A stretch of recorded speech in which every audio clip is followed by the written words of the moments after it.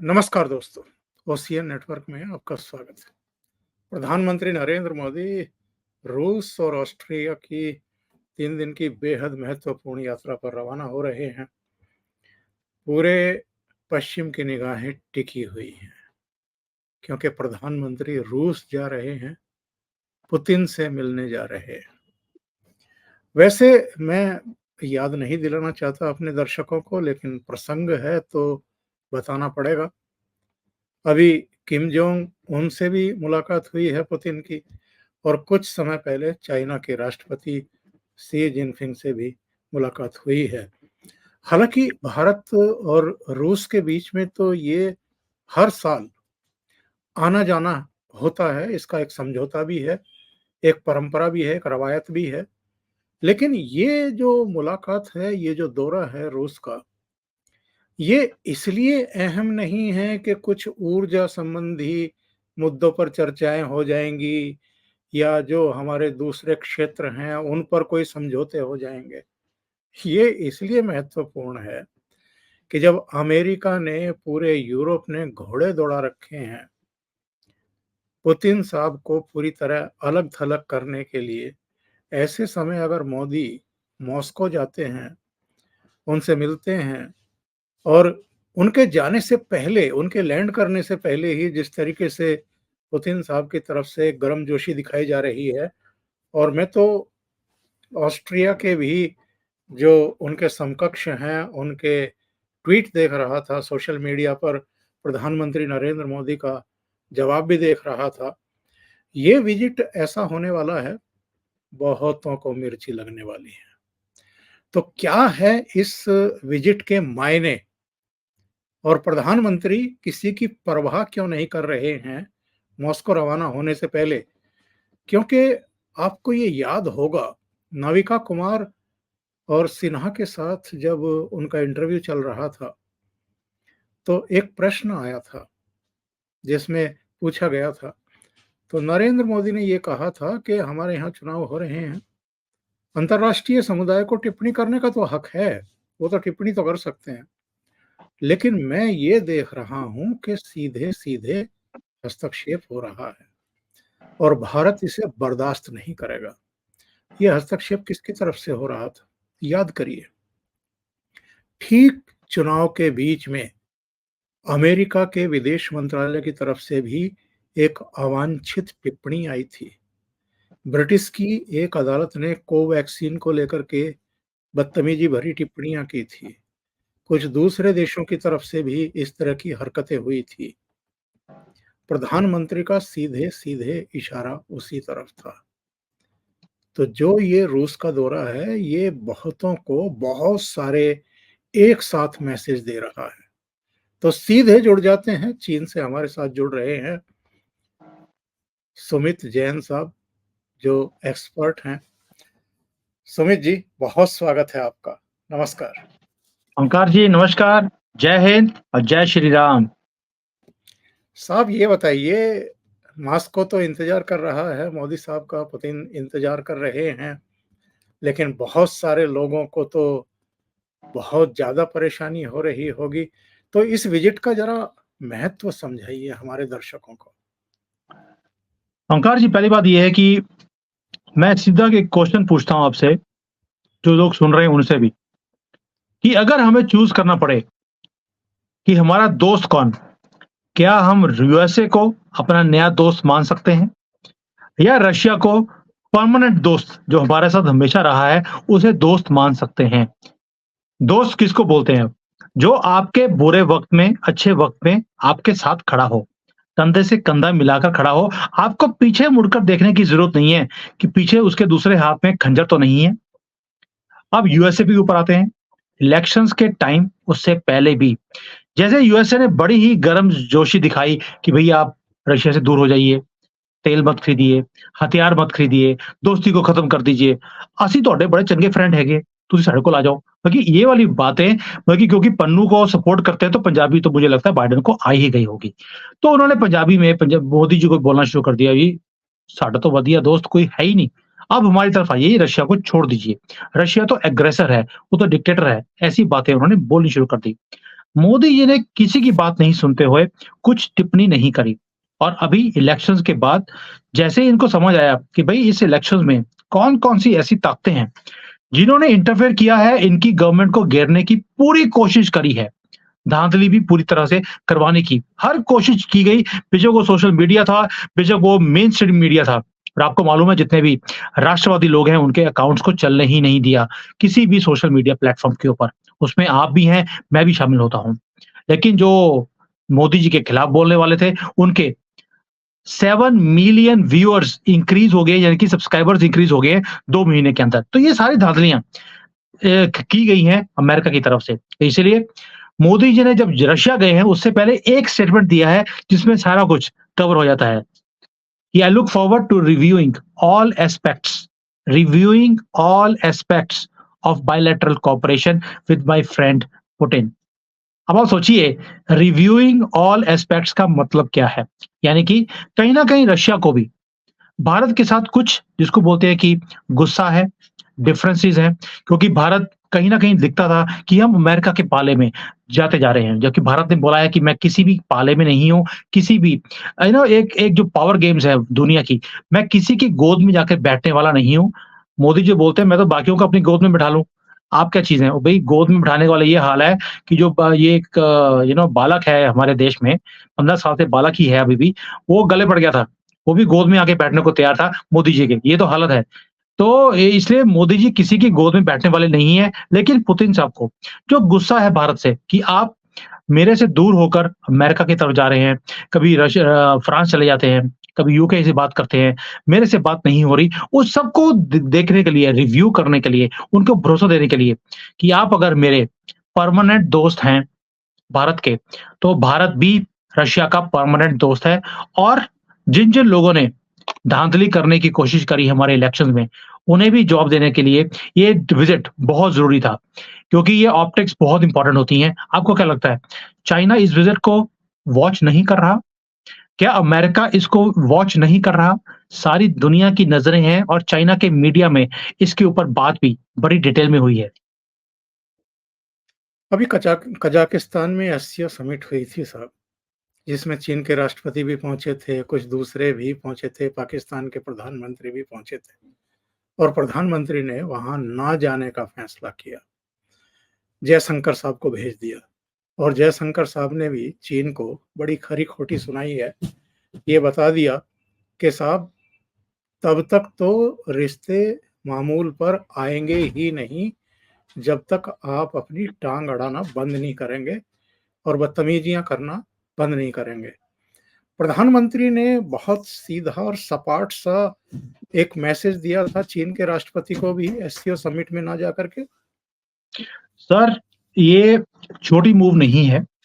SCO summit कोई छोटी एक ऑर्गेनाइजेशन नहीं है, पूरा सेंट्रल एशिया उसके अंदर आता है और शुरुआत भी उन्हीं से की थी, हम तो बाद में उसमें ऐड किए थे और जब हमें इसमें एससीओ में ऐड करवाया गया, साथ में बेशर्मी से पाकिस्तान को भी बीच में डाल दिया जैसे कि बहुत बड़ा प्लेयर हो इस एरिया में।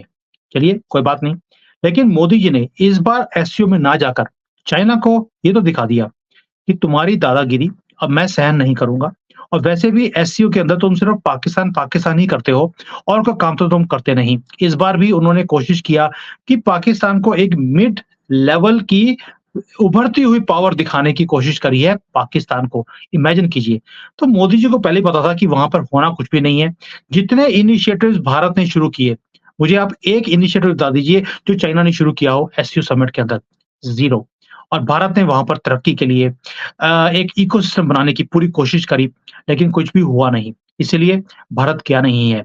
दूसरा, चाइना पूरी कोशिश कर रहा है कि जो एनर्जी रिच एरिया है सेंट्रल एशिया का, वो सारे का जो बेनिफिट है, वो भारत को ना मिले, वो पाकिस्तान को मिल जाए। इसीलिए मोदी जी ने एक मैसेज देना था कि अब मैं ये सारी दादागिरी नहीं सहन करूँगा। इसलिए कहाँ गए हैं? इसको छोड़कर चले गए रशिया, पोलैंड और वहाँ पर बात क्या कर रहे हैं? वही जो चाइना बात कर रहा है कि सेंट्रल एशिया से एनर्जी जो है वो सारी पाकिस्तान को दे दी जाए। भारत रशिया में चला गया एनर्जी के लिए। सिक्योरिटी के लिए, ट्रेड के लिए, इन्वेस्टमेंट्स के लिए, हेल्थ के बारे में बात करनी है, एजुकेशन, कल्चर, टूरिज्म, आप कोई भी ऐसा सेक्टर नहीं है जिसके बारे में बात नहीं हो रही। यहाँ तक ये बात हो रही है कि रशियंस अगर भारत में आएँगे तो वीज़ा फ्री और भारतीय अगर रशिया जाएँगे तो वो भी वीज़ा फ्री ट्रैवल कर सकते हैं। प्लस जो ये अपना है सिक्योरिटी है, उसके लिए फाइटर जेट्स की बात हो रही है कि वो भारत में ही मैन्युफैक्चर करने शुरू कर दिए जाएँ।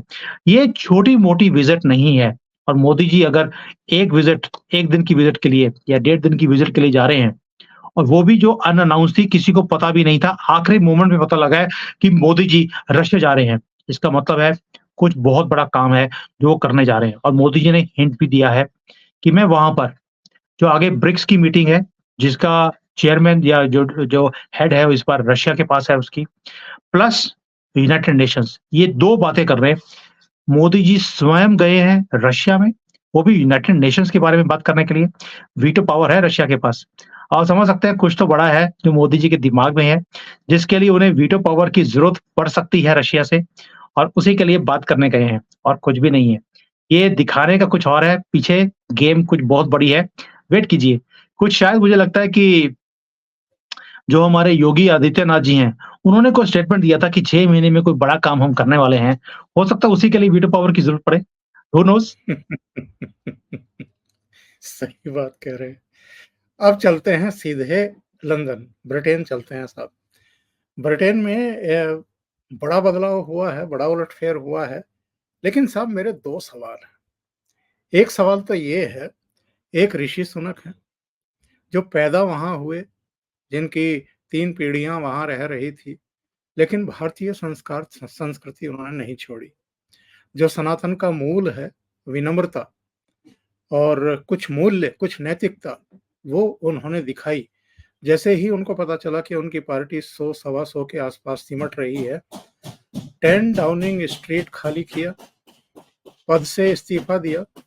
जो जीतने वाली पार्टी है, 14 साल बाद वापस सत्ता में आई है, उनको फ़ोन लगाया, उनको बधाई दी, अपनी पार्टी से माफ़ी माँगी, पूरे देश से माफ़ी माँगी। दूसरी तरफ हमारे यहाँ एक साहब हैं, जो तीसरी बार ठुकराए गए हैं, जो 100 की संख्या भी पार नहीं कर पाए, तीसरे झटके में भी, और वो इतनी अराजकता दिखा रहे हैं, कॉलर खड़े हुए किए हुए हैं, वो ये परसेप्शन क्रिएट करने में लगे हैं कि जैसे वो तो जीत गए और मोदी जी हार गए। तो दोनों का जो चरित्र है, इसको आप कैसे परिभाषित करेंगे? ओमकार जी बड़ा सिंपल है। ऋषि सुनक हिंदू हैं, हिंदू संस्कृति को फ़ॉलो करते हैं, प्रैक्टिसिंग हिंदू हैं। वो उसी चीज़ को फ़ॉलो करेंगे और उसी चीज़ का उन्होंने उदाहरण भी दिया कि ये हिंदू रिलिजन है। और राहुल गांधी जो हैं, इनका रिलिजन ही पता नहीं है, दुनिया भर से पूछते हैं तुम्हारी जाति क्या है? खुद की जाति का पता नहीं है और अगर हमें मालूम भी है, हम बोलना नहीं चाहते कि इनकी जाति क्या है। तो इसलिए इन्होंने अपनी जाति का इज़हार किया है यानी कि एक अपना बताया कि डीएनए क्या है। ऋषि सुनक ने अपने डीएनए के बारे में बताया और कोई फ़र्क नहीं है। और इसी को बोलते हैं ग्रेसफुल एक्सेप्टेंस, ग्रेसफुल जिसको बोलते हैं कि अगर हार भी हुई है, तो ग्रेसफुली एक्सेप्ट किया है। और हमारे यहाँ पर कैसे गले पड़ा जाता है, मैंने पहले बोला आपको, ये जब 40-50 सीटें थी तब भी गले पड़े हुए थे और अब तो इन्होंने अपना हाथ भी गले पे लगाया हुआ है मोदी जी के कि कोई काम करने ही नहीं देना। जो कुछ संसद में हुआ, बेशक वो राहुल गांधी ने करवाया या सारे ऑपोजिशन ने मिलकर कराया, उसके ऊपर बात करने की ज़रूरत नहीं है। लेकिन इतना ज़रूर है कि वहाँ पर वो सबको बोल रहा था जब मोदी जी बोल रहे थे, राहुल गांधी ही बोल रहा था, और शोर करो, इनकी आवाज़ को दबा दो। ये वो आदमी है जो बोलता था कि मोदी जी हमारी आवाज़ को दबाते हैं और आज थोड़े से नंबर्स इंक्रीज़ हो गए गलती से, तो ये अब मोदी जी की आवाज़ को दबाने की यानी कि हिंदुओं की आवाज़ को दबाने की बात बोलता है। ओंकार जी इसमें कोई शक नहीं है, it is just a difference of DNA. हम अपनी संस्कृति से काम करते हैं, वो जिस संस्कृति से आता है, उसी संस्कृति को वो दिखाता है और कुछ भी नहीं है। अब आते हैं इस बात पर, ये एक चलाया गया कि साहब पूरी इस्लामिक फ़ोर्सेज़ जो वहाँ खालिस्तानी विचारधारा को पल्लवित पोषित करते हैं, समर्थन देते हैं, वो सब इकट्ठे हो गए थे। इसके अलावा ये भी कहा गया कि ऋषि सुनक ने जो 5 वादे किए थे जनवरी 2023 में, उनमें से वो एक ही वादा पूरा कर पाए, बाकी पूरे नहीं कर पाए। तमाम तरह की बातें कही जा रही हैं कि ऋषि सुनक चूँकि हिंदू हैं और मंदिर जाते हैं, गाय को घास खिलाते हैं, पता नहीं क्या-क्या कहा जा रहा है, उनको हटा दिया गया और कीर स्टारमर आ गए हैं, लेबर पार्टी वापस आ गई 14 साल बाद।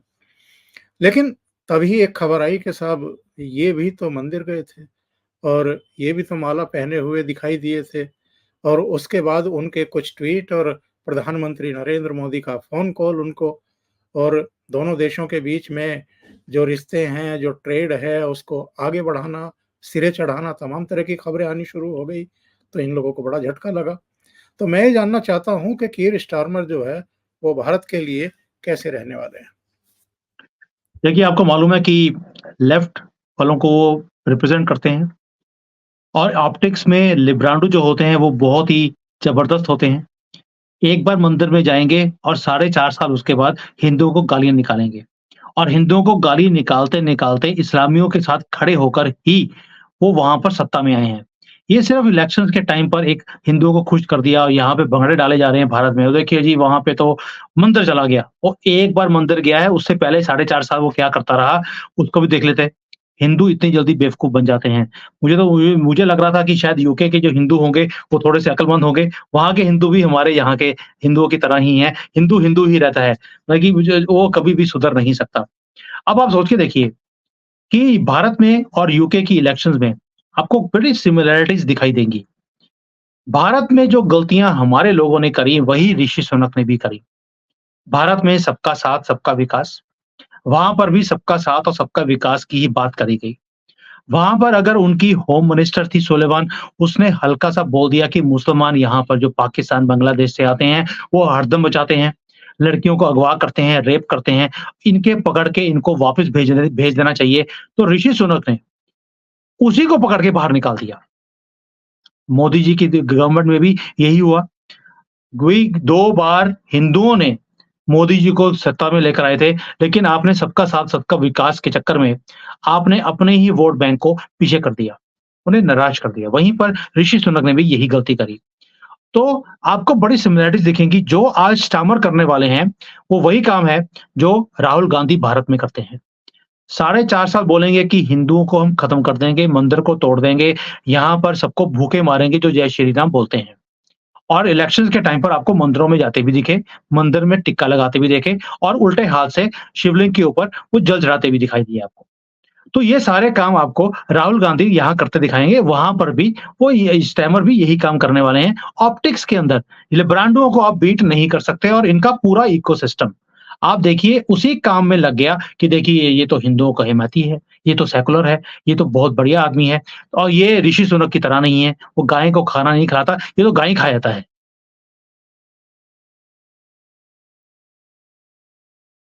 बहुत विस्तार से आपने और बहुत कम शब्दों में वहाँ की स्थितियाँ, परिस्थितियाँ आपने बता दी हैं और आने वाले खतरों की तरफ भी संकेत कर दिया है। जिस तरह की बदतमीज़ियाँ वहाँ हमारे उच्चायोग पर देखने को मिली हैं, जिस तरीके से हमारे राष्ट्रीय ध्वज का अपमान किया गया, उसमें कुछ संभावनाएँ बन रही थी, ऋषि सुनक के रहते हुए कुछ कार्रवाइयाँ हुई थी।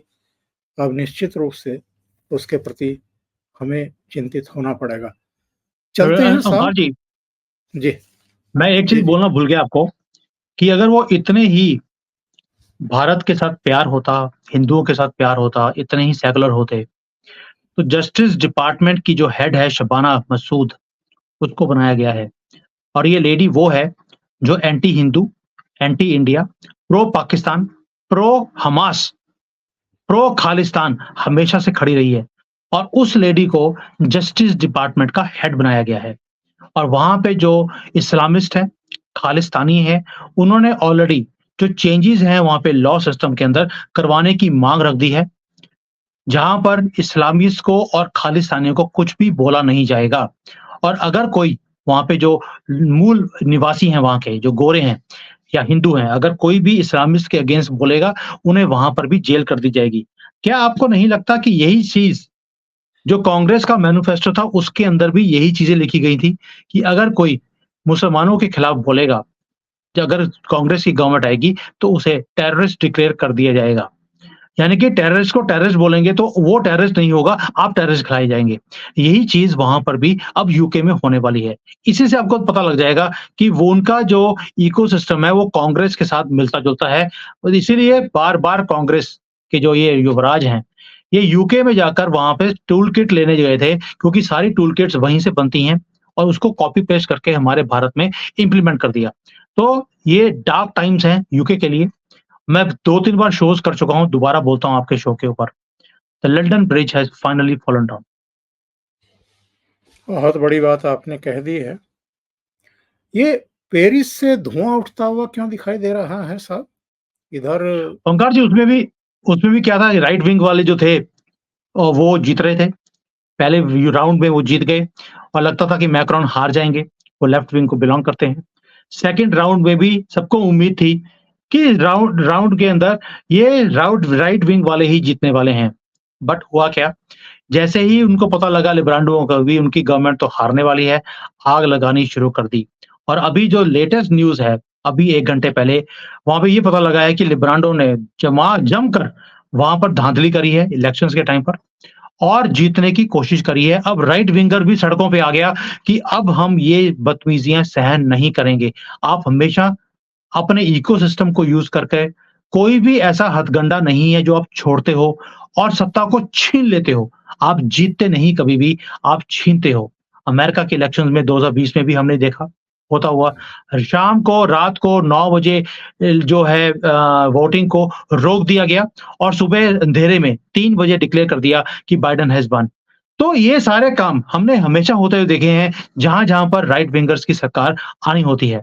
2024 में भी हमने ये सारा कुछ होता हुआ हमें दिखाई दिया है। तो इसीलिए वहाँ पर आग लग रही है। आज की डेट में ये हालत है कि लेफ्ट वाले वो भी सड़कों पे थे। अभी वो जब उनको पता लगा कि शायद मैक्रोन दोबारा से वापस आने वाले हैं, वो घरों में चले गए हैं। अब राइट विंगर्स ने आकर वहाँ पर आग लगानी शुरू कर दी। जीत किसी की भी हो, वो वक़्त बताएगा। क्योंकि उनकी इलेक्शंस है, उनका इलेक्शन का प्रोसेस है, वो जाने और उनका इलेक्शन कमीशन जाने। लेकिन जो हो रहा है पूरी दुनिया में वो बहुत ज़्यादा खतरे की घंटी है। यूके एक छोटी कंट्री नहीं है जहाँ पर लिब्रांडो की गवर्नमेंट आई है और सब जगह पे आपने देखा है कि चीन जैसी कंट्री, अमेरिका में जो सोरोस जैसे लोग हैं, ये पूरी धांधली करते हैं अपनी गवर्नमेंट्स को लेकर आने के लिए। और आप सोच के देखिए अभी तो इलेक्शंस खत्म हुए हैं यूके में। मैं यूके का दोबारा से एग्ज़ाम्पल दे रहा हूँ उसका रीज़न है, क्योंकि उसकी कड़ी फ्रांस से भी जुड़ती है। यूके में स्टैमर आते ही उन्होंने 2 चीज़ें बोली हैं कि मैं यूरोप के साथ और चाइना के साथ अपने ट्रेड की बातें दोबारा से शुरू करने वाला हूँ। क्योंकि ऋषि सुनक ने चाइना से अपने रिलेशंस को खत्म कर दिया था कि मैं इनकी जो डंपिंग है, अपने सस्ते सामान को हमारे कंट्री में भेजते रहते हैं, मैं इसे सहन नहीं करूँगा। और स्टैमर ने आते ही बोल दिया, हम चीन के साथ अपने रिलेशंस को सुधारने वाले हैं। और फ्रांस में मैक्रोन क्या करते हैं? मैक्रोन भी चाइना आते हैं, आकर बोलते हैं कि चाइना से बढ़िया कंट्री कोई हो नहीं सकता। मैं यूरोप में आपकी जो सारी इंपोर्ट्स हैं, उसे दोबारा से शुरू कर दूँगा। और ये कौन बोल रहा है? मैक्रोन बोल रहा था। और यूरोप में जब वापस गया है तो पूरे यूरोपियन यूनियन ने बोला, who are you to represent us? You are not European Union's head.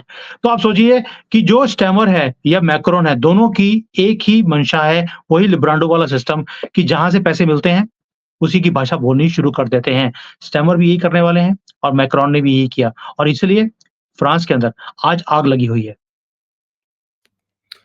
लग क्या रहा है आपको फ्रांस में ऊँट किस करवट बैठने वाला है? देखिए, जो लोग हैं वहाँ पे, फ्रांस में मेरा कोई रिलेटिव तो नहीं है, लेकिन जो मैं न्यूज़ देखता हूँ कि राइट विंगर्स हैं, उनकी सरकार बननी चाहिए। मैक्रोन से लोग दुखी हैं, वो अपनी कंट्री को वैसे सँभाल नहीं सके, जैसे वो प्रॉमिस कर कर आए थे। He is a very young politician but कहीं भी उसकी एक्सेप्टेंस नहीं है आज की डेट में। मुझे लगता है कि राइट विंगर्स की सरकार आएगी क्योंकि जैसे हालात हैं फ्रांस के, हर जगह पे आग लगी हुई है। जो ये शरणार्थी बनकर मुसलमान वहाँ पर आए थे, अफ्रीका से, पाकिस्तान से, उन्होंने आग लगाई हुई है। उनकी परसेंटेज 2 या 3% है सिर्फ पॉपुलेशन की, लेकिन उन्होंने 97% लोगों को बंदी बना के रखा हुआ है अपने ही कंट्री में। तो इसलिए वहाँ पर राइट विंगर्स नहीं चाहते कि भी ये सारा कुछ कंटिन्यू दोबारा से हो और वो सत्ता प्रवर्तन चाहते हैं। क्या होगा? ये वक़्त बताएगा, लेकिन मेरा अपना अनुमान है कि जैसे वहाँ पर वोटिंग हुई है, राइट विंगर्स की ही सरकार आने की उम्मीद है क्योंकि पूरी लहर है पूरे यूरोप में, राइट विंगर्स की सरकार हर जगह पर आती जा रही है और फ्रांस में भी वही चीज़ है क्योंकि मुद्दे वही हैं, महँगाई है, बेरोजगारी है और तीसरा मुद्दा है ये जो मुसलमान वहाँ पर भरकर अब शरिया लॉ की बात बोलते हैं, गली-गली में मस्जिदें बनाने की बात करते हैं। उसी से तंग होकर लोगों ने अब राइट विंगर्स को जिसको अब राष्ट्रवादी बोलते हैं, उन्हें लेकर आने की एक ठान ली है पूरे यूरोप में और उसी लहर में मुझे लगता है फ्रांस भी बहने वाला है। सुमित जी, एक और घटना हमारा ध्यान खींच रही है। ऐसे समय जबकि इज़राइल और हमास के बीच में युद्ध छिड़ा हुआ है, इधर लेबनान ने भी टाँग अड़ाने की कोशिश की थी, तो उसको भी सबक सिखाने का काम किया है। यानी पूरा जो पश्चिम एशिया है, वो तनावग्रस्त है और ऐसे में ईरान में एक बड़ा बदलाव हमें देखने को मिला है और जो मसूद साहब चुने गए हैं राष्ट्रपति रईसी की जगह, उन्होंने संकेत भी दे दिए हैं कि वो पश्चिम के साथ अपने संबंधों को ठीक करेंगे। लेकिन जो वोट ऑफ परसेंटेज हम देख रहे हैं कि रईसी समर्थकों को कितना मिला है और इनको कितना मिला है, इतनी आसान राह मसूद साहब की दिखाई नहीं दे रही है जितना वो उछल रहे हैं चुने जाने के बाद। गौर जी, आपका जो स्टार्टिंग कमेंट था इस क्वेश्चन से पहले, आपने बोला कि पूरा मिडल ईस्ट एक युद्ध की कगार के ऊपर खड़ा हुआ है। क्वेश्चन ये नहीं है कि युद्ध की कगार पर खड़ा है, क्वेश्चन ये है कि उन्हें युद्ध की कगार पर खड़ा किसने किया है? तो यस। उसका आंसर आपको मिलेगा कि अमेरिका चाहता है कि यहाँ पर आग लगे। बहुत देर होगी सर, कोई युद्ध में पार्ट नहीं लिया, कोई युद्ध होगा तो पैसे बनेंगे। अमेरिका तो हमेशा ही युद्ध से पैसे कमाता है और बाइडेन चाहते हैं और हमेशा ही जब यूएसए के अंदर इलेक्शंस होते हैं, उससे पहले कोई ना कोई नया युद्ध शुरू कर दिया जाता है with in 1 year of before the elections ताकि जो प्रेज़िडेंट है उसे दिखाया जाए देखिए कितना स्ट्रॉन्ग प्रेज़िडेंट है। इन्होंने जी एक युद्ध शुरू कर दिया। एक ट्रम्प थे जिन्होंने 2-3 युद्ध खत्म कर दिए थे, उसे उठाकर बाहर फेंक दिया कि तुम होते कौन हो कि युद्ध खत्म कर दिए। बाइडेन चाहते हैं कि यहाँ पर युद्ध खड़ा हो क्योंकि वो आपको मालूम है कि बात करते-करते ये भूल जाते हैं कि मैं प्रेज़िडेंट हूँ कि वाइस प्रेज़िडेंट हूँ, मेरी बीवी का नाम क्या है? वो है कमला हैरिस मेरी बीवी है या जो है जो कि आपको मालूम है कि वो बाइडेन का हालत क्या है। अब उन चीज़ों से बचने के लिए वो चाहते हैं कि यहाँ पर युद्ध हो, इसीलिए ये सारी चीज़ें बनाई जा रही हैं। जो ये नए प्रेज़िडेंट बने हैं ईरान के, उन्होंने बाइडेन की नींदें और हराम कर दी हैं। वो कैसे? इन्होंने आते ही ये बोला है कि I do not want a war. मुझे मालूम है हमें किसी युद्ध में धकेलने की कोशिश की जा रही है, कभी हिज़्बुल्लाह का नाम लेकर, कभी वो बोलते हैं कि जो हाउतीज़ हैं उनका नाम लेकर रेड सी के अंदर। ये करके हमें बीच में ठूँसने की कोशिश की जा रही है युद्ध के अंदर, हम नहीं चाहते कि हम युद्ध में जाएँ। और वो आराम से टाइम निकालेंगे नवंबर तक। एक बार बाइडेन हट जाए, उसके बाद देखेंगे कि कहाँ पर क्या होता है, ट्रम्प के आने के बाद। और ट्रम्प की तो वैसे भी हिस्ट्री रही है, वो युद्ध खत्म करने में विश्वास रखते हैं, युद्ध को शुरू करने में विश्वास नहीं रखते। तो इसलिए ईरान अगले 6 महीने बिल्कुल जिसको बोलते हैं लाइंग फ्लैट, कुछ भी हरकत करने की ज़रूरत नहीं है, कुछ भी होता है होने दीजिए, हम युद्ध में नहीं जाएँगे। बाइडेन को वो नई चीज़ देंगे जो वो चाहता है हमारे से। अब इसका रीज़न क्या है? रीज़न है चाइना। मैं चाइना में रहता हूँ, इसलिए मैं कई चीज़ें आपको बता सकता हूँ जो हमारा मीडिया कवर नहीं करता। चाइना ने साहब आपको याद होगा कुछ महीने पहले सऊदी अरेबिया और ईरान के रिश्ते जो 1400 सालों से खराब चल रहे थे, उन्हें ठीक कर दिया। डिप्लोमैटिक रिलेशंस ठीक कर दिए, वहाँ से फ्लाइटें एक-दूसरे की कंट्री में आनी शुरू हो गई हैं। वन टू वन कनेक्ट शुरू हो गया है। ये काम वो है जो कोई भी नहीं कर पाया आज तक। उसका रीज़न था कोई करना ही नहीं चाहता था। दे वांटेड कि ये वॉर चलता रहे और हमारे हथियार बिकते रहें। और चाइना ने जाकर ईरान को और सऊदी अरेबिया को एक ही चीज़ समझाई कि भई आप दूसरों एक-दूसरे से लड़ रहे हैं, फ़ायदा किसको हो रहा है? फ़ायदा एक ही पार्टी को हो रहा है जो अपने हथियार बेच रहा है। एक को हथियार बेचता है, दूसरे के ऊपर सैंक्शन लगाकर उसने दोनों को कंट्रोल किया हुआ है, अपने कब्ज़े में किया हुआ है। अगर आप ये चीज़ों को खत्म कर दें, आप दोनों की कंट्री में तरक्की आनी शुरू हो जाएगी। और चाइना की बात उन दोनों के दिमाग में बैठ गई, इसीलिए चाइना के रिलेशन सऊदी अरेबिया के साथ भी अच्छे हैं, ईरान के साथ भी अच्छे हैं और इन दोनों की भी दोस्ती उसने करवा दी। और ये चीज़ अमेरिका को बिल्कुल भी पसंद नहीं थी। इसलिए वो बार-बार यहाँ पर कोई ना कोई युद्ध कराने की कोशिश कर रहा है। ईरान को समझ आ चुकी है कि अब जैसे मोदी जी ने बोला था, this is not the time of war. Iran को समझ आ गया this is not the time of war, मुझे बर्बाद कर दिया जाएगा, इसलिए आराम से चुप करके बैठे रहो। बाइडेन अपने ही बेवकूफ़ियों में हार जाएगा उसके बाद देखेंगे क्या होगा। इसलिए ये युद्ध नहीं शुरू होगा, ये मैं आपको अब गारंटी से बोल सकता हूँ। अमेरिका पूरी कोशिश कर रहा है कि कभी कहीं अपना कोई हो सकता है कि कोई ड्रोन को गिरा दे, अपने शिप के ऊपर खुद ही अटैक करवा दे और ये बोल दे कि ईरान ने करवाया है, इसलिए हम ईरान के ऊपर अटैक करवाते हैं। ये करवाने की अमेरिका की पूरी कोशिश है, लेकिन ईरान इसके अंदर फँसने वाला नहीं है। इसलिए आपने हिज़्बुल्लाह की तरफ से कोई भी हरकत नहीं देखी है। हाउथीज़ की तरफ से हरकतें जो रेड सी में हो रही थी, हर रोज़ शिप्स के ऊपर अटैक हो रहे थे, वो होने बंद हो गए हैं बिकॉज़ ईरान हैज़ अंडरस्टूड कि इस गेम से बचने के लिए जो जो बाइडेन हमें फँसाने की कोशिश कर रहा है, बचने का एक ही तरीका है, सारी जगह पे फ्रीज़ कर दिया जाए, कुछ भी हरकत नहीं करेंगे, नवंबर 6 के बाद देखी जाएगी। बहुत-बहुत धन्यवाद सुमित जी। बहुत ही सुलझे हुए अंदाज में आपने पूरी जियोपॉलिटिक्स को समझा कर के हमारे सामने रखा है, दर्शकों के सामने रखा है। बहुत-बहुत सर आपका धन्यवाद चेला हूँ। एशियन नेटवर्क पे। Thank you thank you so sir. Much. Thank you so much जुड़ने के लिए।